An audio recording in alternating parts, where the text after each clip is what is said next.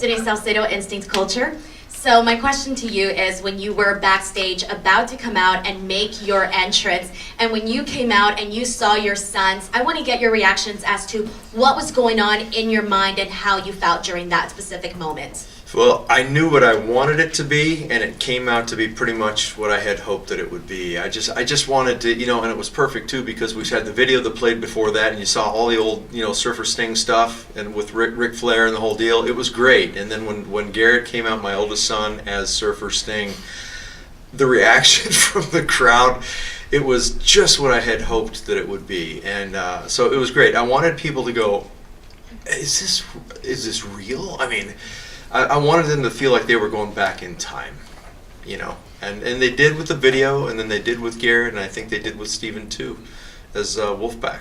So it was just a phenomenal deal. I'm glad that we did what we did. The whole angle just was, it came together beautifully.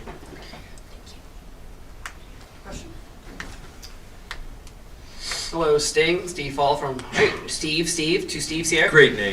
Great name. Very handsome name. Question for you: was it so hard for you to leave that ring because you were out there after the pay-per-view? Darby's giving you cues, telling you, "Hey, we got to wrap." But obviously, you kept going, and that was great for the crowd and the audience. But how hard was it? Because if that's really the last time, then I imagine you didn't want to leave those ropes. Eventually.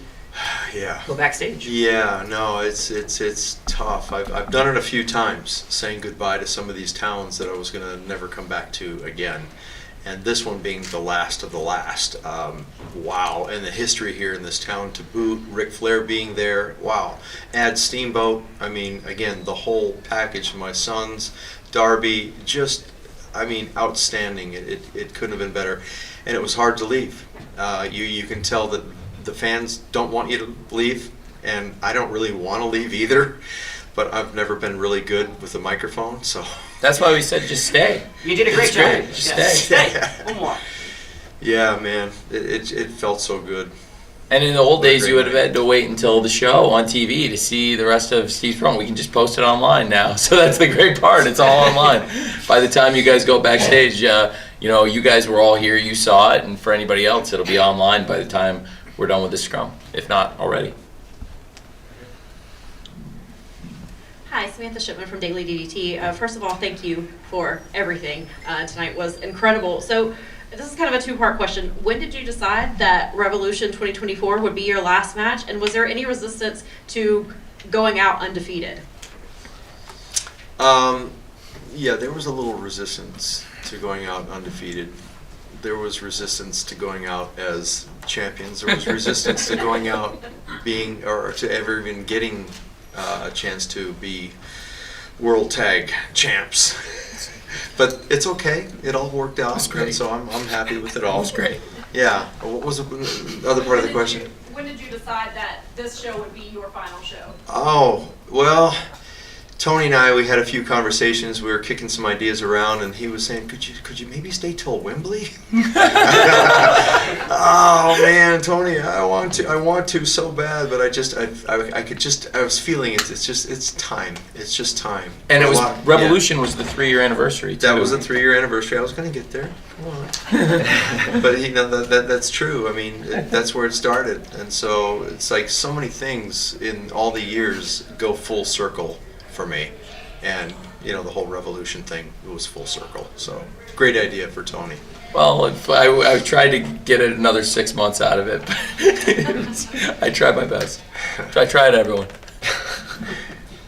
Thank you very much. Thank you for making this the greatest 3 years of my life, and certainly, I said before you walked in, I think it's the greatest comeback ever in any sport ever, and it's been the greatest send-off ever and the greatest last run ever, and it wouldn't have been possible without, obviously, all the great fans. It wouldn't have been possible without Darby, but most of all, certainly 100% would not have been possible without you, Sting.